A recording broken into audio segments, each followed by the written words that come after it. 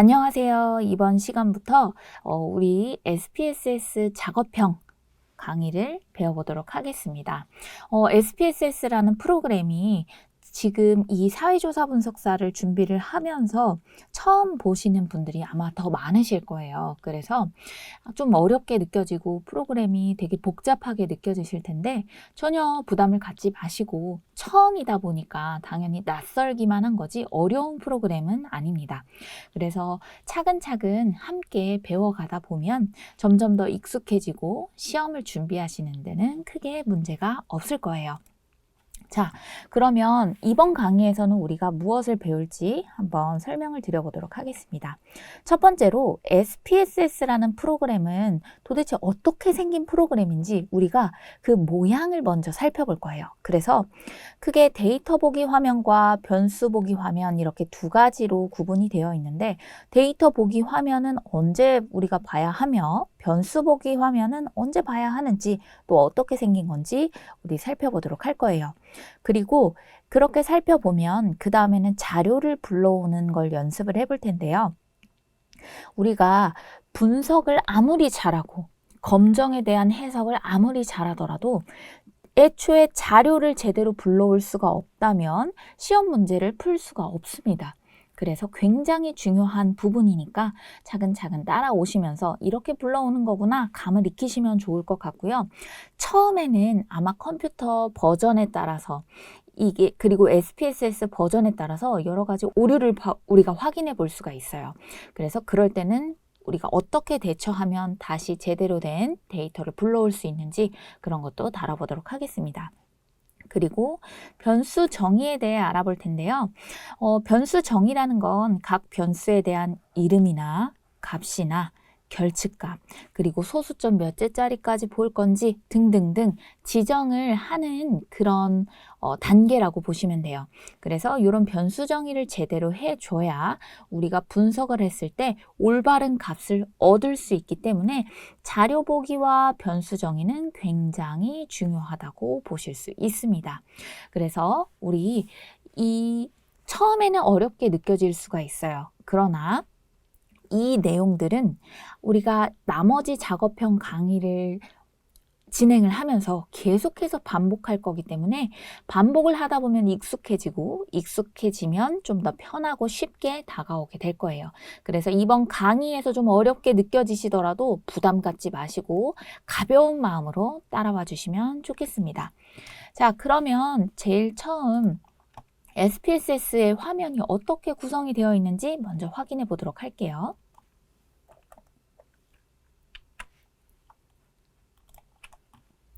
SPSS를 실행해 주시면 아마 우리는 처음 이런 화면을 보실 수가 있을 겁니다. 만약에 저는 이 화면만 나오는 게 아니라 이거 말고도 다른 어떤 팝업 창이 떴어요 라고 하시는 분들은 그냥 그 팝업 창은 X 눌러주셔도 괜찮아요. 자, 여기 보시면 데이터 보기 창과 변수 보기 창 이렇게 두 가지로 구성되어 있는 걸 확인할 수가 있습니다. 혹시 엑셀을 좀 활용해 보신 분들은 데이터 보기라는 요 화면은 좀 엑셀과 비슷하네 라고 느끼실 수도 있을 거예요. 자, 이 데이터 보기는 우리가 실제로 설문조사를 하거나 혹은 설문조사한 데이터를 불러왔을 때 내가 수집한 데이터들을 불러왔을 때 그 각각에 대한 값이 뭐라고 입력이 되어 있는지 그런 것들이 나타나는 화면이라고 보실 수가 있어요. 그래서 이 안에는 잘못된 값은 없는지 혹은 여기 안에 입력된 값들이 문자로 되어 있는지 숫자로 되어 있는지 이런 것들을 간단하게 확인할 수 있구나 라고 보시면 되고요. 가로로 한 줄은 설문지로 우리가 표현을 해보자면 설문지 한 부다. 즉, 한 사람의 응답 결과다 라고 보시면 됩니다. 그래서 만약에 10명이 응답을 했다면 이렇게 10가지의 데이터가 들어갈 수가 있겠죠. 그리고 여기 있는 이 세로줄은 변수라고 이름이 지어져 있는데요. 이 변수는 하나의 문항이라고 우리가 이해를 하시면 좋습니다. 그래서 문항이라고 봐도 되고요. 아니면은 말 그대로 어떤 변수구나, 성별이라는 변수구나, 아니면 거주지라는 변수구나 하는 것처럼 그 변수에 대해 어떤 사람이 뭐라고 응답했는지 그 각각의 응답 결과 데이터를 보는 화면이 데이터 보기다 라고 이해해 주시면 좋겠습니다. 그렇다면 여기 바로 옆에 있는 변수 보기는 무엇일까요? 변수 보기는 우리가 이 바로 다음에 데이터를 불러오면서 조금 더 자세히 살펴보겠지만, 변수 보기라는 화면은 방금 전에 말씀드렸던 하나의 문항, 예를 들어 성별이라는 문항이 있다면 그 문항이라는 그 변수의 이름을 내가 성별이라고 할 건지 아니면 영어로 표기를 할 건지 이런 것들을 우리가 여기서 변수의 이름을 설정해 줄 수가 있고요. 그 변수에 대해 응답된 데이터 유형이 문자형인지 숫자형인지를 여기서 체크를 할 수가 있습니다. 그리고 너비라든지 소수점 이하 몇째짜리까지 나타낼 건지, 그리고 이 변수에 대해서 설명값을 입력을 해줄 수가 있어요. 왜냐하면 변수 이름에 대한 특징이 첫 번째 글자에 숫자가 올 수 없고 언더바를 제외한 나머지 모든 특수 문자들이 들어갈 수가 없기 때문에 비교적 변수명은 변수 이름은 되게 간단하게 표현을 합니다. 그렇기 때문에 다른 사람이 보거나 혹은 내가 사용하는 변수가 너무 많을 경우에는 이 변수가 뭘 나타내는지 헷갈릴 수 있어요. 그렇기 때문에 그런 걸 방지하기 위해 여기 있는 이 레이블이라는 칸에다가 이 변수는 성별에 대한 값이야, 혹은 이 변수는 성적에 대한 그런 데이터야 라는 걸 설명을 입력해 주는 거죠. 그리고 값이라든지 결측값, 그 다음에 이 나머지들은 우리 직접 데이터를 불러오면서 한번 확인해 보도록 하겠습니다. 자, 여기까지 이 SPSS라는 이 프로그램은 어떤 프로그램인지, 어떻게 생겼는지, 기본적인 구성은 어떤 건지 가볍게 살펴봤습니다. 자, 그러면 우리 자료를 불러올 텐데요. 자료는 시험에서 제공하는 자료는 대체로 텍스트 파일을 제공을 해주는데 간혹가다 엑셀 파일로 제공해주는 경우가 있어요. 근데 엑셀 파일이든 텍스트 파일이든 우리가 불러오는 큰 틀은 크게 변하지가 않기 때문에 우리 요 연습을 하면서 어떻게 불러오는 건지 공부를 해보도록 하겠습니다. 자, 먼저 첫 번째 예제를 한번 살펴볼게요.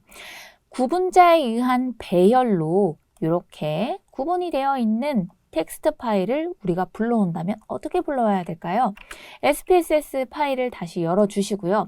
우리가 파일을 불러올 때는 파일에서 열기, 데이터 이렇게 해서 가져오셔도 되고요.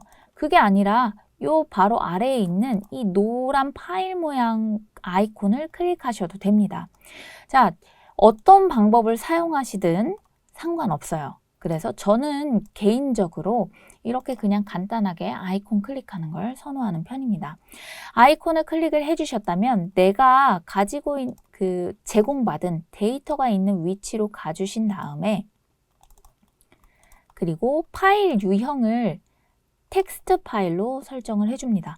만약에 시험장에서 제공된 데이터가 엑셀 파일이라면 파일 유형을 엑셀로 선택을 해주시면 되고요.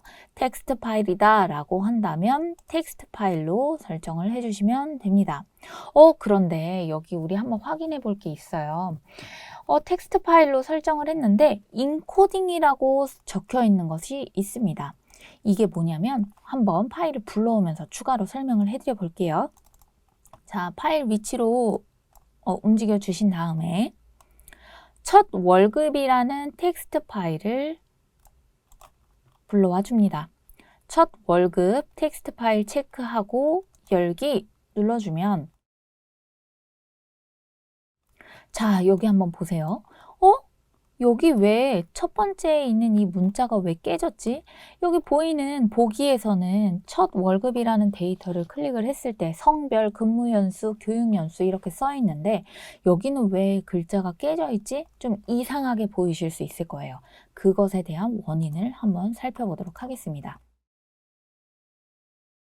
자, 우리 방금 전에 봤던 첫 월급이라는 텍스트 파일을 이렇게 열어보시면 우측 하단에 보면 여기에 있는 게 그 텍스트 파일이 어떻게 저장되어 있는지 그 유형을 나타내는 거예요. 그러면 ANSI라는 형식으로 지금 저장이 되어 있는데 우리가 파일을 불러올 때 SPSS에서 확인했을 때는 파일 유형이 유니코드로 되어 있었어요. 그래서 우리는 이 텍스트 파일을 유니코드로 다시 변형해서 저장한 다음에 불러와 줄 거예요. 만약에 이게 싫다, 나 이거 어떻게 하는지 잘 모르겠다 라고 한다면 텍스트 파일의 유형을 먼저 확인을 해주고 그것과 동일하게 우리가 여기서 인코딩 설정을 변경한 다음 가져오실 수도 있어요. 근데 이건 컴퓨터의 버전마다 조금씩 차이가 있기 때문에 가급적이면 여기서 이렇게 바꿔서 가지고 오는 것보다 차라리 텍스트 파일에 있는 이 인코딩 형태를 다른 걸로 변경해서 저장하는 게 조금 더 편리할 거예요. 일단 만약 텍스트 파일을 우리가 변형하지 않고 인코딩 형식을 로컬 인코딩이라고 해볼게요. 그렇다면 여기서 이 컴퓨터 자체에서 기본적으로 설정되어 있는 그런 인코딩 형태로 불러오겠다는 뜻인데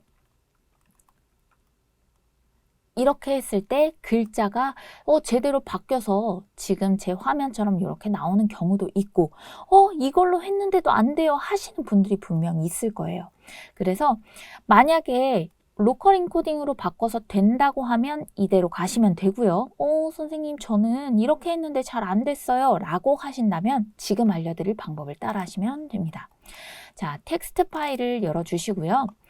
파일에서 다른 이름으로 저장, 그리고 파일 형식 요 아래, 자, 저장 버튼 바로 옆에 있는 이 인코딩 형식을 UTF-8 요걸로 변경해 줄 거예요. 그 다음에 저장.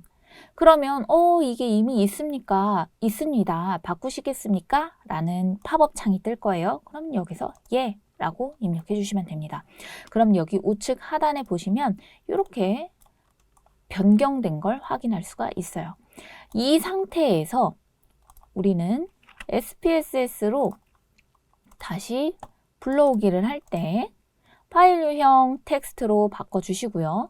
인코딩은 기본적으로 설정되는 게 유니코드 UTF-8이라고 되어 있으니 이 상태에서 첫 월급 텍스트 파일 열어주시면 이렇게 깨지지 않고 불러와지는 것을 확인할 수 있습니다. 그래서 여러분께서 좀 편리하신 방법을 사용하시되 개인적으로 권장해 드리는 건 이 텍스트 파일에 이 인코딩 유형을 UTF-8 요걸로 변형시킨 다음에 하시는 게 좀 더 편리할 것이다 라고 좀 권장드리고 싶어요. 자, 이 상태에서 우리 다음 눌러주시고요. 변수는 어떻게 배열되어 있습니까? 라고 되어 있는 것에 우리는 구분자에 의한 배열을 체크를 해줄 거예요. 자, 왜냐면 지금 이 파일의 텍스트 파일의 형식을 보시면 조금 이렇게 이동을 할게요. 자, 여기를 보시면 어떤 데이터가 이렇게 띄어쓰기로 구분이 되어 있는 걸 확인할 수 있어요. 탭으로 구분이 되어 있는 경우인데요. 이런 경우 혹은 콤마로 구분이 되어 있는 경우 이런 식으로 좀 규칙적으로 어떤 구분을 하는 기호가 있다라고 하면 구분자에 의한 배열을 체크를 해주시면 돼요. 그래서 자, 다시 파일을 불러오실 때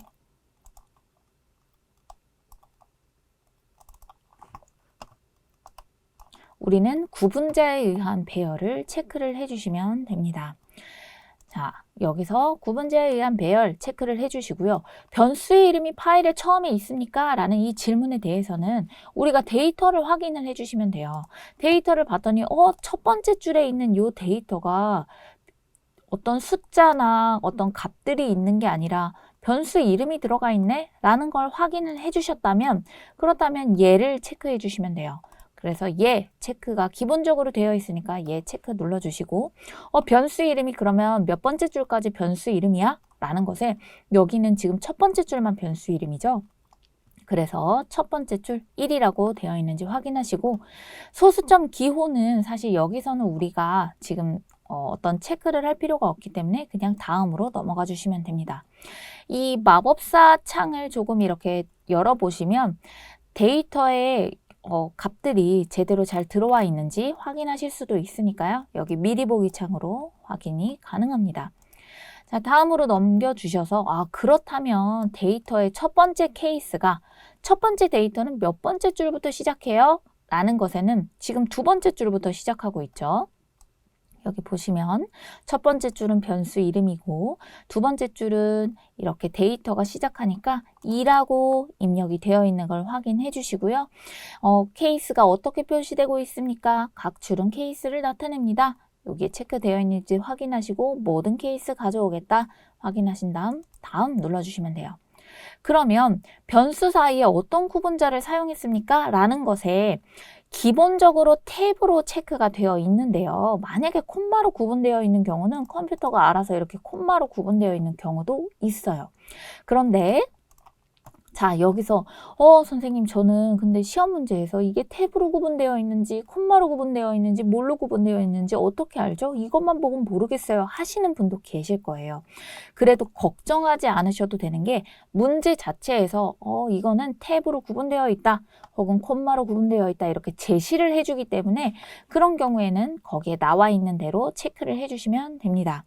그리고 탭으로 체크를 해보고 데이터가 이렇게 잘 들어와 있는지를 확인해 주시면 돼요. 만약에 내가 잘못 클릭을 했다.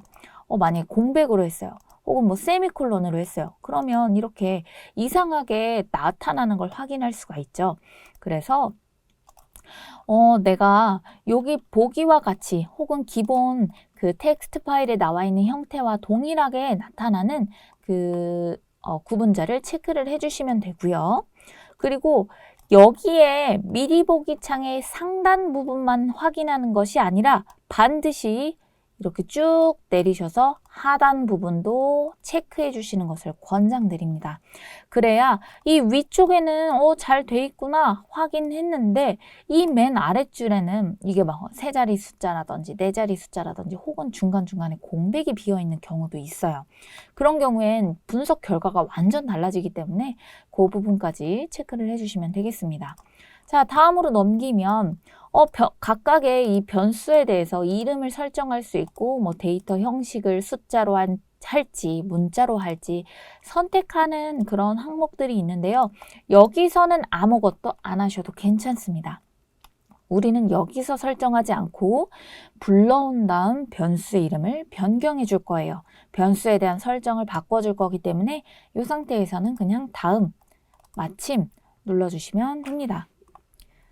자, 그럼 이렇게 출력 결과라는 창이 뜨는데요. 요거는 X 하지 마시고 항상 내가 모든 분석이 끝나고 컴퓨터 끄기 직전이 아니라면 최소화 시켜주시는 걸 권장드려요. 자, 저 출력 결과 창이 무엇인지는 제가 조금 더 진행을 한 다음에 그 다음에 좀 말씀드리도록 하겠습니다. 자, 데이터를 불러왔더니 이렇게 나타났어요. 데이터 보기 창에는 이렇게 데이터가 다 불러와진 걸 확인할 수가 있고 변수 보기 창에는 이 각각 데이터 성별, 근무 연수, 교육 연수, 첫 월급, 현재 월급에 대한 변수 이름, 그 다음에 데이터 유형, 그 다음에 너비, 소수점 이하 몇째 자리까지 나타낼 건지, 그리고 뭐 레이블은 설명이에요. 설명이 뭐라고 쓰여져 있는지, 값이 뭔지 이런 것들이 이렇게 입력이 되어 있는 거 확인할 수 있습니다. 자, 여기서부터 여기까지는 우리가 추가로 좀 조정을 해줘야 되는 부분이고요. 일단 기본적으로는 내가 데이터를 불러오면 이런 형태로 구성이 되어 있구나 확인할 수가 있습니다. 자, 그렇다면 구분자에 의한 배열이 아니라 고정 너비로 배열되어 있는 경우 이럴 땐 우리가 어떻게 불러와야 될까요? 고정 너비로 배열이 되어 있다는 건 자료 사이에 공백이 아예 없이 다다다다닥 붙어 있다거나 아니면 이런 식으로 어떤 줄을 맞추어서 입력된 경우에 사용이 되는 게 고정 너비로 배열이에요. 우리 예시로 한번 데이터를 불러오면서 살펴보도록 하겠습니다. 다시 SPSS를 열어주시고요. 우리 조금 전에 예시는 이 아이콘을 클릭해서 했으니까 이번엔 좀 다른 방법으로 해볼게요. 열기에서 데이터. 자, 그 다음 파일 유형은, 자, 얘를 조금 창을 줄여볼게요. 자, 열기에서 데이터. 파일 유형은 텍스트 파일로 체크를 해주시고, TV 시청과 독서 시간이라는 텍스트 파일을 선택해 줍니다. 그리고 열기 눌렀을 때 자, 여기 보시면 첫 번째 줄에 지금 변수 이름이 없죠. 그러면 이거 첫 번째 줄에 변수 이름 없이 바로 이렇게 데이터로 들어가는 거구나 확인해 주시면 되고요. 일단 다음으로 눌러서 이번에는 구분자에 의한 배열이 아니라 고정너비 배열로 체크를 해주시면 됩니다. 그리고 변수 이름이 파일에 처음에 있습니까? 여기에는 변수 이름이 처음에 없죠? 아니요. 체크해 주시고 다음 눌러주세요. 자, 그러면 여기 보시면 텍스트 마법사는 고정너비 유니코드 파일을 지원하지 않습니다. 여기서 다른 방식으로 데이터 파일을 읽을 수 있습니다. 라고 확인이 이제 창이 떠요. 그렇다면 우리는 다시 유니코드 양식이 아닌 파일 열기 데이터에서 파일 유형은 텍스트 파일로 해주시고 인코딩 형식을 로컬 인코딩으로 체크할 거예요. 그리고 TV 시청과 독서 시간 요걸 체크하고 그 다음에 인코딩을 다시 변경해야겠네요. TV 시청과 독서 시간 체크하고 인코딩을 로컬 인코딩 열기. 자, 그 다음에 다음 고정 너비로 배열 변수 이름이 파일의 처음에 아니요 체크하시고 다음으로 넘어가 주세요.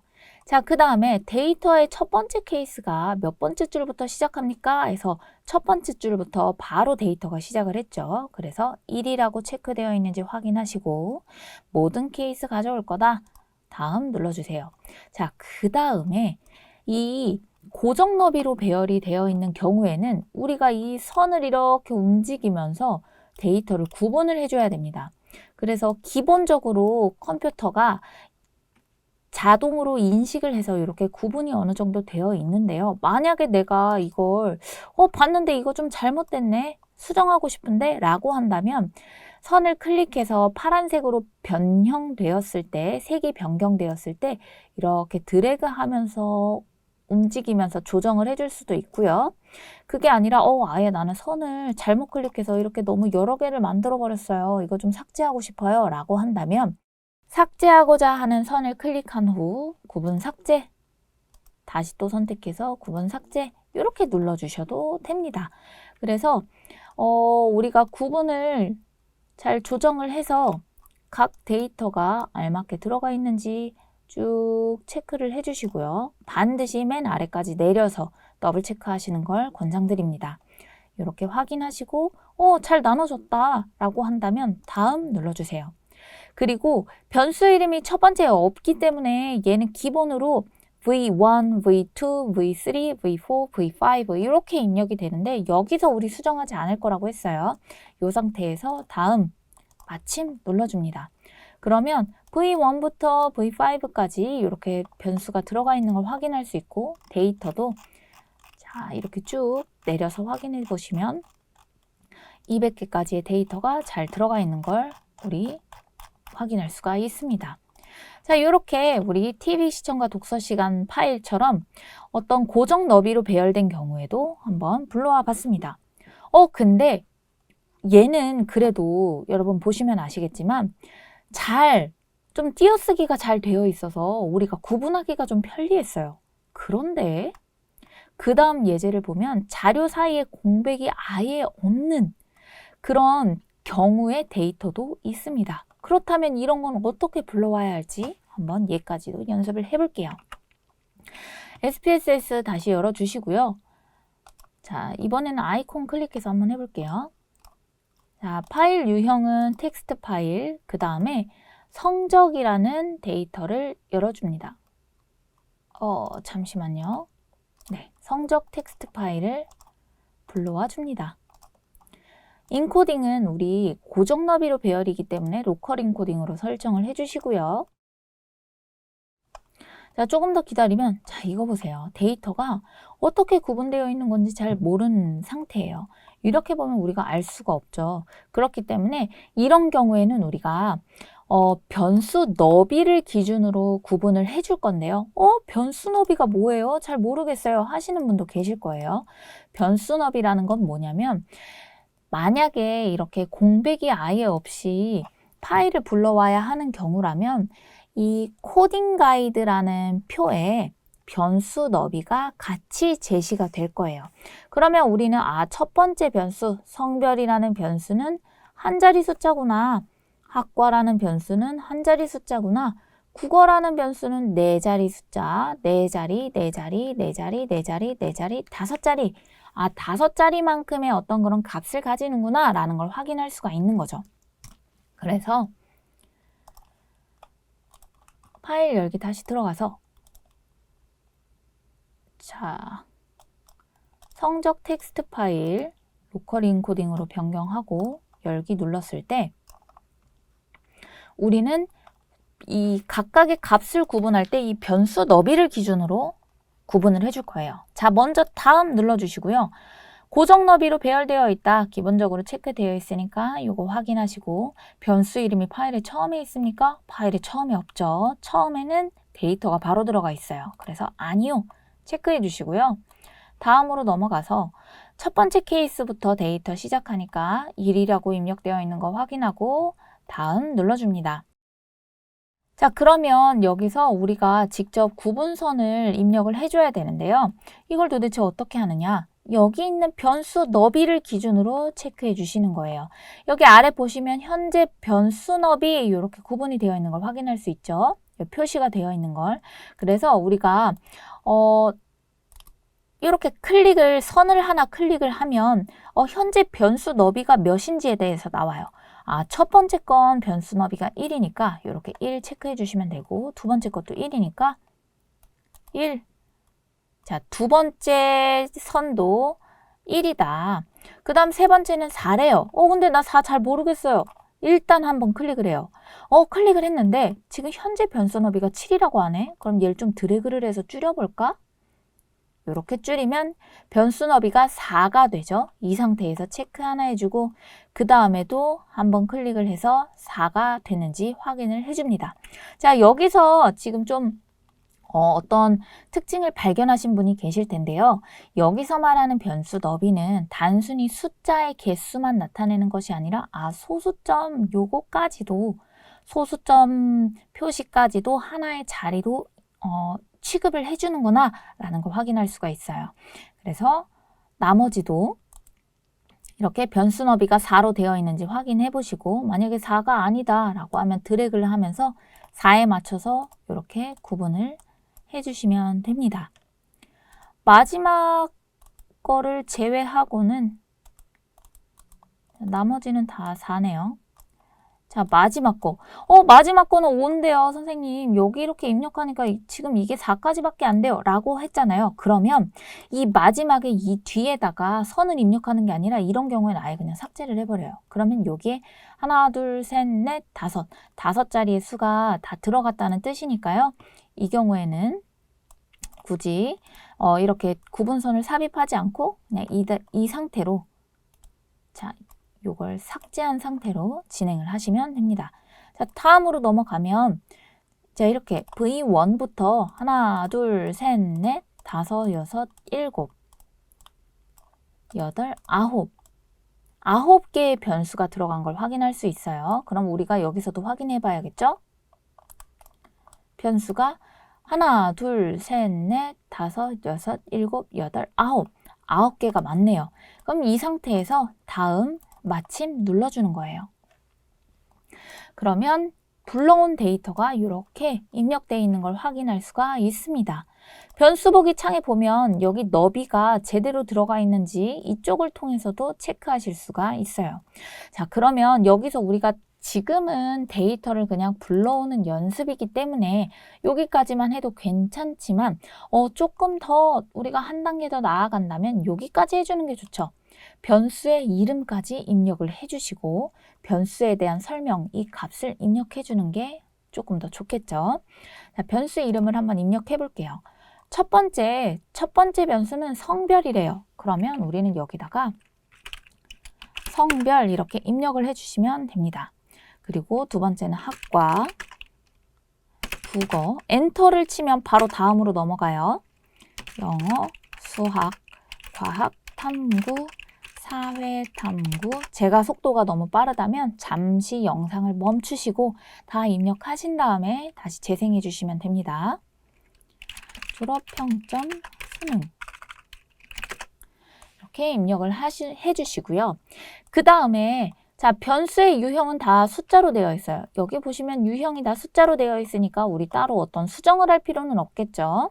그리고 만약에 이게 숫자인데 문자로 잘못 들어갔어요 라고 한다면 이렇게 이 버튼, 여기 옆에 있는 이 네모 버튼을 클릭하셔서 나 문자가 아니고 뭐 숫자야 이렇게 변경하실 수도 있습니다. 자, 그 다음에 변수 설명에는 설명이라고 되어 있어서 우리가 여기다가 써야 되나? 그냥 1은 남자고 2는 여자다 이렇게 써야 되나? 라고 생각하실 수도 있는데요. 이런 식으로 이 하나하나의 데이터, 이 숫자에 대한, 즉 코딩된 값에 대한 개념이 무엇이냐? 그거는 값에다가 입력을 해주는 거예요. 그래서 이 값이라는 곳에 버튼을 클릭을 해주시면 첫 번째 성별에 대해서 나는 추가를 할 건데 설명을 추가할 거야. 1이라는 값은 남자야. 그리고 2라는 값은 여자야. 이렇게 입력을 해주실 수 있어요. 그 다음에 확인 누르시면 성별에 대한 값이 입력이 되고요. 그 다음에 학과도 마찬가지로 지금 3개를 입력해야 되니까 플러스 3번 눌러서 3칸 만들어주고 1은 문과다. 2는 이과다. 만약에 잘못 입력되면 이렇게 더블 클릭하셔서 수정하셔도 돼요. 3은 이과다. 이렇게 입력하고 확인 누르실 수 있습니다. 선생님 그러면 국어, 영어, 수학, 과학탐구, 사회탐구, 졸업평점도 여기다가 다 입력을 해줘야 되나요? 근데 여기는 100점 만점이라고 되어 있으니까 여기다가 100하고 그 다음 이쪽에다가는 만점 이렇게 입력하는 건가요? 아니에요. 자, 항상 이 값에 대한 거는 무조건 범주형 변수인 경우에만 입력해 줍니다.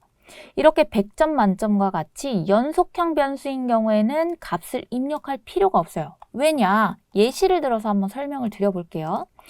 자, 우리 좀 이걸 도대체 왜 하는가? 한번 예시를 드려볼게요. 제가 동일한 변수로 성별 2라는 걸 복사를 했어요. 자, 그러면 이 성별 2에는 제가 이 값을 다 제거를 한번 해볼게요. 그래서 값이 이렇게 성별의 값이 입력이 된 경우와 성별의 값이 입력이 되지 않은 경우 어떤 차이가 있을까요? 얘네는 이 값을 입력하고 입력하지 않고는 분석 결과에 차이를 주지는 않아요. 그런데 우리가 간단하게 빈도 분석을 한번 해보면 나중에 배울 거예요. 지금은 제가 보여드리는 것만 보시면 됩니다. 자, 빈도 분석을 했어요.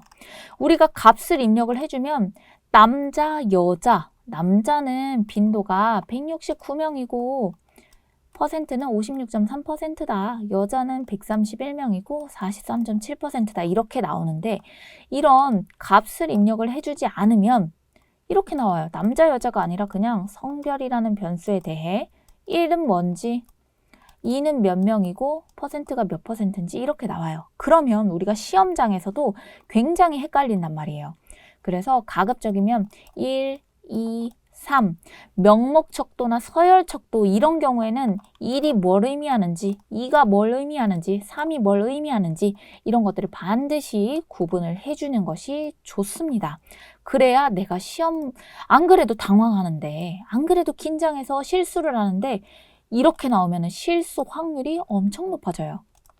그래서 이 부분 주의를 해주시고 조금 귀찮더라도 값까지 다 입력하는 게 좋다라고 생각하시면 되겠습니다.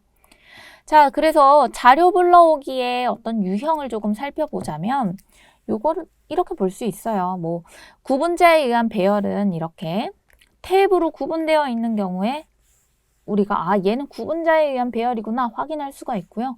고정 너비로 배열은 이렇게 완전 열이 잘 맞춰져 있다기보다는 이런 식으로 그냥 띄어쓰기로만 되어 있는 경우가 있습니다. 근데 선생님 이것도 따지고 보면 그냥 어떤 공백으로 인한 구분자에 의한 배열이 아닌가요? 이렇게 생각하실 수도 있는데요. 만약에 내가 너무 헷갈린다. 분명 문제에서 제시를 해주긴 해요. 뭐 탭으로 구분했습니다. 뭐 공백으로 구분했습니다. 이렇게 제시를 해주는데 그래도 제가 그걸 꼭 보지 않더라도 내가 구분하려면 어떻게 해야 되죠? 이걸 어떻게 분별하죠? 구분자에 의한 배열인지 고정 너비로 배열인지 어떻게 분별하죠? 그럴 때는 그냥 일단 해보면 돼요. 자, 만약에 구분자에 의한 배열이에요. 예를 들어서 뭘 해볼까요? 우리 방금 전에 했던 자, 성적으로 한번 해볼까요? 성적으로 했을 때 나는 이거 성적이라는 게 구분자에 의한 배열이라고 생각해 라고 한다면 물론 이건 다닥다닥 붙어있기 때문에 여러분도 이미 아시겠지만 얘를 구분자에 의한 배열로 취급을 하고 다음으로 넘어가시면 자, 이렇게 나와요. 그러면 이거 뭔가 이상하구나. 공백으로도 눌러보고 세미콜론으로도 눌러보고 뭐 탭으로 눌러봐도 얘가 정상적으로 되지 않아요. 그러면 이거는 구분자에 의한 배열이 아니라 고정 너비로 배열이구나. 이렇게 확인할 수도 있고요. 혹은 반대의 경우도 가능해요. 자, 결혼 만족도 조사라는 텍스트 파일에서 자, 한번 열어볼까요? 구분자로 배열이 되어 있는데 내가 이걸 고정 너비로 배열한다. 그러면 이렇게 경고창이 떠요. 여긴 탭 문자 포함되어 있어요. 이거 고정 너비 아니에요. 이거 구분자로 된 거예요. 다시 선택하세요. 이렇게 알려줘요. 그렇기 때문에 너무 이게 좀 어려워요. 이렇게 생각하실 필요가 없습니다. 그래서 문제를 먼저는 꼼꼼하게 살펴보시고요. 그랬는데도 내가 잘 모르겠다. 그러면 일단 한번 해보세요. 그래서 경고창이 뜨는지, 내가 해봤는데 잘 되는지 안 되는지 이런 걸 통해서 우리 파악할 수 있습니다. 자, 이렇게 이런 형태도 있고요. 또 다른 형태로는 우리가 이런 걸 확인할 수가 있습니다. 탭으로 구분되어 있다면 우리 보기는 편하지만 이렇게 쉼표로 되어 있는 경우도 있어요. 그러면 소수점, 점이 아니라 쉼표로 구분되어 있는 경우에도 이거 구분자에 의한 배열로 체크해야겠구나 확인하실 수가 있고요. 얘는 너무 아무런 구분자 없이 뭐 쉼표라든지 이런 거 없이 공백이라든지 탭이라든지 이런 게 없이 다 붙어 있는 경우에는 높은 확률로 고정 너비로 배열입니다. 그래서 이런 메모장을 열어서 텍스트 파일을 열어서 어떻게 구성되어 있는지 확인해보고 대략적으로 감을 잡을 수도 있습니다. 자, 그러면 우리 변수 정의에 대해서도 한번 연습을 해보면 좋을 것 같은데요. 회사 만족도 텍스트 파일을 열어보도록 하겠습니다. 자, SPSS를 열어주시고 파일 유형은 텍스트 파일, 그 다음에 회사 만족도 찾아서 열어줍니다. 자, 그럼 회사 만족도라는 파일은 지금 봤을 때 어느 정도 탭으로 구분되어 있는 것 같은데 한번 확인해 주시고요. 첫 번째 줄에는 변수 이름이 들어가 있네. 체크하고 다음. 자, 구분자에 의한 배열 체크해 주시고요. 변수 이름이 파일에 처음에 있으니까 얘 체크해 줍니다. 만약에 이거 그냥 공백으로 구분된 거 아니에요? 의심이 들면 한번 눌러보세요. 그러면 이렇게 마법사가 뜹니다. 아, 얘는 탭이구나. 그럼 구분자에 의한 배열 체크하시고 다음 데이터는 두 번째 줄부터 시작하니까 2라고 입력이 되어 있고요. 다음 자, 구분자 아까 마법사 창에도 뜨기는 했지만 탭으로 구분되어 있다고 했기 때문에 탭에 체크를 해보시고요. 만약에 나 이거 탭인지 아닌지 모르겠어요 라고 하시면 문제 대체로 나와 있습니다. 문제에서 체크하시고 콤마인지 공백인지 뭐 탭인지 기타인지 확인하신 다음에 이렇게 표시 눌러주시면 되겠습니다. 자, 다음으로 넘어가고요. 변수 이름은 여기서 우리가 수정하지는 않을 거기 때문에 다음 마침 눌러줍니다. 그러면 이렇게 데이터가 불러와져 있는데요. 우리는 이 불러와진 데이터를 변수 보기 창에서 여기 데이터 보기 창과 변수 보기 창이 있다고 했어요.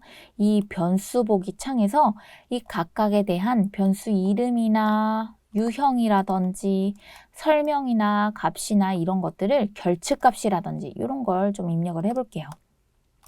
자, 변수명은 이미 들어가 있기 때문에 따로 우리가 어떤 수정을 하지는 않을 거고요. 아, 근데 DEP가 도대체 뭐냐? EDU라고 해서 대략 학력 같긴 한데 뭔가 여기서는 정확하게 알 수가 없죠. 좀 함축되어 있는 표현이기 때문에 그렇기 때문에 우리는 여기 레이블에다가 설명을 써줄 거예요. 자, 첫 번째 아이디는 1년 번호다. 그리고 그 다음에 성별. 이 코딩 가이드 표를 보고 우리가 여기다 다 입력을 해줄 거예요. 부서. 너무 빠르다면 잠깐 멈추고 다 입력하신 다음에 이어서 들어주시면 됩니다. 이렇게 잘못 입력된 경우에는 다시 수정하시면 돼요.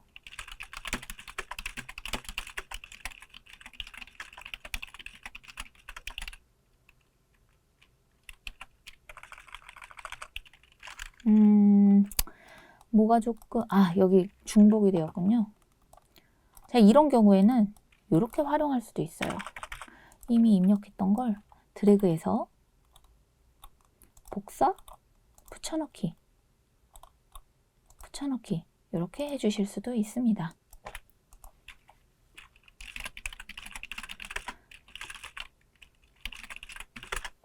자, 이렇게 레이블을 다 입력을 해 주신 다음에는 변수 값의 설명을 보고 우리가 하나하나 입력을 해줄 거예요.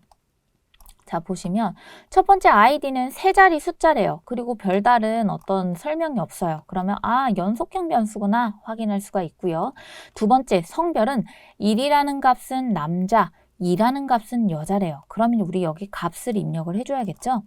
자, 값 눌러주시고요. 플러스 체크해서 1은 남자다.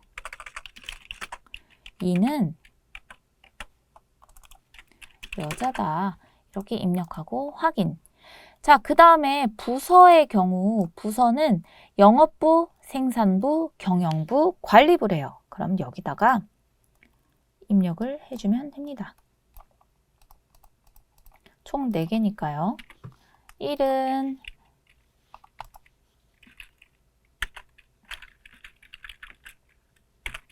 영업부, 2는 생산부, 3은 경영부, 4는 관리부 입력하고 확인. 자, 학력도 마찬가지로 1은 고졸 이하, 2는 전문대졸, 3 대졸, 4 대학원졸이라고 되어 있으니까 얘도 마찬가지로 입력해 주시면 됩니다. 범주는 총 4개고요. 1번은 고졸 이하, 2번은 전문대졸, 3번은 대졸, 4번은 대학원졸 입력하고 확인. 그리고 연령과 회사 경력, 군 경력은 그냥 두 자리 숫자라고만 되어 있고 따로 어떤 값이 없죠. 이런 경우에는 그냥 넘어가 주셔도 됩니다. 인사 만족도, 급여 만족도, 업무 만족도, 회사 만족도는 모두 동일한데요. 1부터 7까지 7점 리커트형 척도로 측정되어 있는 걸 확인할 수가 있고요. 얘는 사실 입력을 해도 되고 안 해도 되기는 하지만 저는 시험에서는 반드시 입력을 하라고 권장드려요. 그래야 나중에 실수하지 않으니까요. 자, 인사 만족도 먼저 레이블 총 7개를 만들어 주고요. 1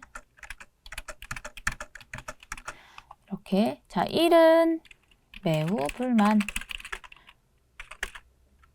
2는 다소 불만. 3은 약간 불만. 4는 보통 불만. 보통이네요. 보통. 5는 약간 만족. 다소 만족. 매우 만족. 확인 눌러주고 급여 만족도, 업무 만족도, 회사 만족도 다 동일하잖아요. 그러면 얘를 마우스 우클릭해서 복사하시고요. 쭉 드래그해서 붙여넣기 하시면 다 들어갑니다. 그래서 이렇게 넣으시면 우리가 값이 다 입력이 된 걸 확인할 수가 있고요. 그 다음에 우리는 결측값을 통해서 잘못 입력된 값이나 무응답이나 이런 것들은 결측값으로 이렇게 입력을 하는 경우가 있어요. 얘를 체크하지 않으면, 결측값 설정을 해주지 않으면 이런 값들이 다 원래 이 값으로 입력됐어요. 이런 식으로 들어가요. 그럼 절대 안 되겠죠. 평균을 구해도 얘네가 영향을 많이 미칠 거고요. 그게 올바른 값이 아니기 때문에 결측값이 있는지 없는지, 없다면 그냥 스킵하셔도 되지만 있다면 반드시 설정을 해주셔야 됩니다. 그래서 결측값을 설정하는 건 여기서 해주면 돼요. 여기. 자, 이 아이디부터 학력까지는, 일련 번호부터 학력까지는 결측값이 없대요. 그러면 얘네는 굳이 우리가 입력을 해줄 필요가 없겠죠. 그런데 연령과 회사 경력, 군 경력은 99라는 값이 결측값으로 입력이 돼 있대요. 그렇다면 이 결측값에 이산형 결측값 99 입력하고 확인 눌러줘요. 나머지도 하나하나 입력을 해줘도 되지만 중복되어 있으니까 복사, 붙여넣기 해줄 거고요. 인사 만족도부터 회사 만족도까지는 결측값이 99가 아니라 9라고 입력이 돼 있대요. 그러면 얘네는 9라고 입력하고 마찬가지로 붙여넣기를 쭉 해줍니다. 자, 요렇게 해줘야 우리가 결측값이 있는지 없는지 그리고 확인도 가능한데요. 우리 이 값을 입력하면 더 좋은 장점이 뭐가 있냐면 값을 입력한 경우에는 결측값이 있을 때 그게 결측값이 뭔지 금방 찾을 수 있다는 장점도 있어요. 그래서 그런 장점도 있구나. 결측값이라든지 이 값이라든지 내가 꼭 입력해야 되겠구나 라고 체크를 해주시면 빈도 분석으로 확인할 수 있어서 좋습니다. 자, 그럼 우리 다음으로 넘어가서 변수 정의 부분에 제가 아까 범주형입니다. 뭐 명목척도, 순위척도는 이렇게 설정해줘야 돼요 라고 이렇게 좀 설명을 드렸는데 이게 뭐냐면 굉장히 중요한 부분이라 제가 나중에 설명을 해드리기는 할 텐데요. 자, 우리 척도의 4가지 질문지 작성법에서 배웠을 거예요. 명목척도, 순위척도, 구간척도, 비율척도 또는 이 명목, 서열, 등간, 비율이라고도 얘기를 했어요. 자, 얘네가 요 명목척도와 순위척도는 보통 범주형 변수다 라고 얘기를 하고요. 구간척도, 등간척도와 비율척도는 연속형 변수다라고 우리가 표현을 합니다. 그래서 이 변수가, 이 척도가 어떠한 건지, 각각의 변수에 대한 데이터의 유형이 무엇인지에 따라서 우리가 사용할 수 있는 분석 방법이 달라져요. 그래서 지금 여기에는 통계 분석 방법이 좀 더 자세하게 나오지는 않았지만 명목형 변수와 명목형 변수 간의 연관성을 볼 때는 카이 제곱 검정을 한다든지 이런 식으로 분석 방법이 달라집니다. 그래서 우리 이런 것들 꼭 잘 이제 체크하고 공부하고 지나가 주시면 좋을 것 같고요. 특히 이제 이 명목 척도라든지 아니면 순위 척도 같은 것들은 우리가 변수 설정 부분에서 1은 뭘 의미하는지 2라는 값은 뭘 의미하는지 하는 값을 입력하는 걸 꼭 체크를 해주시면 좋을 것 같습니다. 여기 있는 이 예시는 그냥 간단하게 읽어보시면 되고요. 좀 더 자세하게 내가 이 각각의 척도에 대한 걸 좀 더 배우고 싶다라고 하시면 질문지작성법 강의를 좀 더 참고해 주시면 좋을 것 같습니다. 자, 그래서 이렇게 우리가 첫 번째 강의를 마무리 짓도록 하겠습니다. 어떠셨나요? 좀 처음이라 프로그램을 이 강의를 따라서 좀 차근차근 따라 해보려고 노력은 했지만 그래도 조금은 어렵다 싶진 않으신가요? 지금 어렵게 느껴지셔도 하시다 보면 점점점 익숙해질 거니까 너무 걱정하지 마시고요. 내가 파일을 불러올 때 어떻게 불러와야 될지, 만약에 오류가 뜬다면 그럴 때는 어떻게 설정해야 되는지 제가 몇몇 가지를 짚어드렸어요. 그 부분들 체크하시고 다음 시간부터 반복해서 나올 거기 때문에 만약에 내가 잘 모르겠다 하더라도 제가 그때그때 설명해 드릴 테니까 너무 걱정하지 마시고 계속 공부를 이어가 주시면 좋겠습니다. 수고하셨습니다.